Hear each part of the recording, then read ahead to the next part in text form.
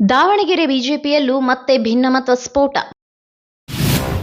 ವಿಧಾನಸಭೆ ಚುನಾವಣೆಗೆ 2 ವರ್ಷ ಇರುವಾಗಲೇ ಫೈಟ್. ಹೊನ್ನಾಳಿ ಕ್ಷೇತ್ರದಲ್ಲಿ ರೇಣುಕಾಚಾರ್ಯಗೆ ಪ್ರತಿಸ್ಪರ್ಧಿ. ದಾವಣಗೆರೆ ಜಿಲ್ಲಾ ರಾಜಕಾರಣದಲ್ಲಿ ಮಹತ್ವದ ಬೆಳವಣಿಗೆಗಳು ನಡೆಯುತ್ತಿದೆ. ದಕ್ಷಿಣ ಕ್ಷೇತ್ರದ ಟಿಕೆಟ್ ವಿಚಾರವಾಗಿ ಕಾಂಗ್ರೆಸ್ ಹಾಗೂ ಬಿಜೆಪಿಯಲ್ಲೂ ಸಹ ಭಾರೀ ಗೊಂದಲಗಳು ಏರ್ಪಟ್ಟಿದ್ದವು. ಒಂದೆಡೆ ಮಾಜಿ ಸಂಸದ ಜಿಎಂ ಸಿದ್ದೇಶ್ವರ್, ಇನ್ನೊಂದೆಡೆ ಎಂಪಿ ರೇಣುಕಾಚಾರ್ಯ ಬಣದ ನಡುವೆ ಟಿಕೆಟ್ ಫೈಟ್ ಜೋರಾಗಿತ್ತು. ಅಂತಿಮವಾಗಿ ಹೈಕಮಾಂಡ್ 2 ಬಣಗಳ ಕಿತ್ತಾಟದ ನಡುವೆ 3ನೇ ವ್ಯಕ್ತಿಗೆ ಮಣೆ ಹಾಕಿತ್ತು. ಇದೀಗ ಬೈ ಎಲೆಕ್ಷನ್ ಎಲ್ಲಾ ಮುಗಿದು ಫಲಿತಾಂಶಕ್ಕಾಗಿ ಕಾಯುವಂತಾಗಿದೆ. ಇದರ ನಡುವೆ ಇದೀಗ ದಾವಣಗೆರೆ ಜಿಲ್ಲಾ ಬಿಜೆಪಿಯಲ್ಲೂ ಟಿಕೆಟ್ ಫೈಟ್ ಶುರುವಾಗಿದೆ. ಅದರಲ್ಲೂ ಮಾಜಿ ಸಿಎಂ ಬಿಎಸ್ ಯಡಿಯೂರಪ್ಪ ಆಪ್ತ ಎಂಪಿ ರೇಣುಕಾಚಾರ್ಯ ಕ್ಷೇತ್ರಕ್ಕೆ ಬೇರೊಬ್ಬ ನಾಯಕ ಟವೆಲ್ ಹಾಕಿದ್ದು ಅವರನ್ನ ಕೆರಳಿಸುವಂತೆ ಮಾಡಿದೆ. ಇದರೊಂದಿಗೆ ದಾವಣಗೆರೆ ಬಿಜೆಪಿಯ ಒಳಜಗಳ ಮತ್ತೆ ಮುನ್ನೆಲೆಗೆ ಬಂದಿದೆ.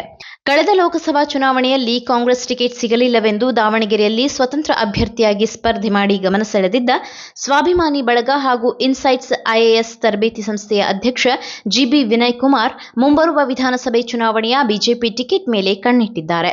ದಾವಣಗೆರೆ ಉತ್ತರ ಹಾಗೂ ಎಂಪಿ ರೇಣುಕಾಚಾರ್ಯ ಪ್ರತಿನಿಧಿಸುವ ಹೊನ್ನಾಳಿ ಕ್ಷೇತ್ರದ ಟಿಕೆಟ್ಗೆ ಈಗಲೇ ಬೇಡಿಕೆ ಇಟ್ಟಿದ್ದಾರೆ. ಈ ಸಂಬಂಧ ಬಹಿರಂಗವಾಗಿ ಮಾಧ್ಯಮಗಳ ಮುಂದೆ ಹೇಳಿಕೆ ನೀಡಿರುವ ವಿನಯ್ ಕುಮಾರ್, ಈ ಹಿಂದೆ ದಾವಣಗೆರೆ ದಕ್ಷಿಣ ಕ್ಷೇತ್ರಕ್ಕೆ ನನಗೆ ಟಿಕೆಟ್ ಸಿಗುವ ಸಾಧ್ಯತೆ ಇತ್ತು, ಆದರೆ ಕೈ ತಪ್ಪಿದೆ. ಈಗ ನಾನು ದಾವಣಗೆರೆ ಉತ್ತರ ಹಾಗೂ ಹೊನ್ನಾಳಿ ಕ್ಷೇತ್ರದಲ್ಲಿ ಬರುವ ಸಾರ್ವತ್ರಿಕ ಚುನಾವಣೆಯಲ್ಲಿ ಸ್ಪರ್ಧೆ ಮಾಡುವ ಇಚ್ಛೆ ಇದೆ. ಬಿಜೆಪಿ ಟಿಕೆಟ್ ಸಿಗಲಿ ಬಿಡಲಿ, ನಾನು ಮಾತ್ರ ಹೋರಾಟ ಮಾಡುವೆ ಎಂದಿದ್ದಾರೆ. ಇದು ಬಿಎಸ್ವೈ ಮಾನಸ ಪುತ್ರ ಎಂಪಿ ರೇಣುಕಾಚಾರ್ಯ ಅವರ ಆಕ್ರೋಶಕ್ಕೆ ಕಾರಣವಾಗಿದೆ. ಹೊನ್ನಾಳಿ ಕ್ಷೇತ್ರದಲ್ಲಿ ಬರೋಬ್ಬರಿ 5 ಬಾರಿ ಸ್ಪರ್ಧೆ ಮಾಡಿರುವ ರೇಣುಕಾಚಾರ್ಯ 3 ಬಾರಿ ಗೆಲುವು ಸಾಧಿಸಿ 2 ಸಲ ಸೋತಿದ್ದಾರೆ. ಮುಂಬರುವ 2028ರ ವಿಧಾನಸಭಾ ಚುನಾವಣೆಯಲ್ಲೂ ಸಹ ರೇಣುಕಾಚಾರ್ಯ ಹೊನ್ನಾಳಿಯಿಂದ ಸ್ಪರ್ಧೆ ಮಾಡುವುದಾಗಿ ಹೇಳಿದ್ದಾರೆ. ಅಲ್ಲದೆ ಮಾಜಿ ಸಿಎಂ ಬಿಎಸ್ ಯಡಿಯೂರಪ್ಪ ಅವರು ಸಹ ಈಗಾಗಲೇ ಹೊನ್ನಾಳಿಗೆ ರೇಣುಕಾಚಾರ್ಯ ಎಂದು ಬಹಿರಂಗ ವೇದಿಕೆಯಲ್ಲೇ ಘೋಷಣೆ ಮಾಡಿದ್ದಾರೆ. ಆದರೆ ಇದೀಗ ವಿನಯ್ ಕುಮಾರ್ ಹೊನ್ನಾಳಿ ಕ್ಷೇತ್ರದ ಮೇಲೆ ಕಣ್ಣಿಟ್ಟಿರುವುದು ರೇಣುಕಾಚಾರ್ಯ ಕಣ್ಣು ಕೆಂಪಾಗಿಸಿದೆ.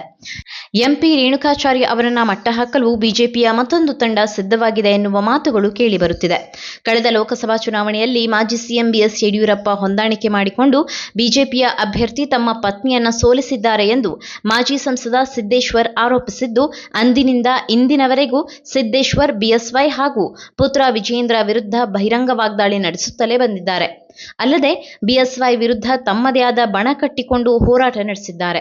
ಇನ್ನೊಂದೆಡೆ ಬಿಎಸ್ವೈ ಪರವಾಗಿ ರೇಣುಕಾಚಾರ್ಯ ಸಹ ತಮ್ಮದೇ ಬಣ ಕಟ್ಟಿಕೊಂಡು ವಿರೋಧಿಗಳಿಗೆ ಎದುರೇಟು ನೀಡುತ್ತಿದ್ದಾರೆ. ಹೀಗೆ ಬಣ ರಾಜಕೀಯದ ನಡುವೆ ಇದೀಗ ಎಂಪಿ ರೇಣುಕಾಚಾರ್ಯರನ್ನ ಕಟ್ಟಿಹಾಕಲು ಹೊನ್ನಾಳಿಯಲ್ಲಿ ಹೊಸ ಮುಖ ಪರಿಚಯಿಸಲು ಮತ್ತೊಂದು ಗುಂಪು ತಂತ್ರ ರೂಪಿಸಿದೆ ಎಂದು ತಿಳಿದು ಬಂದಿದೆ.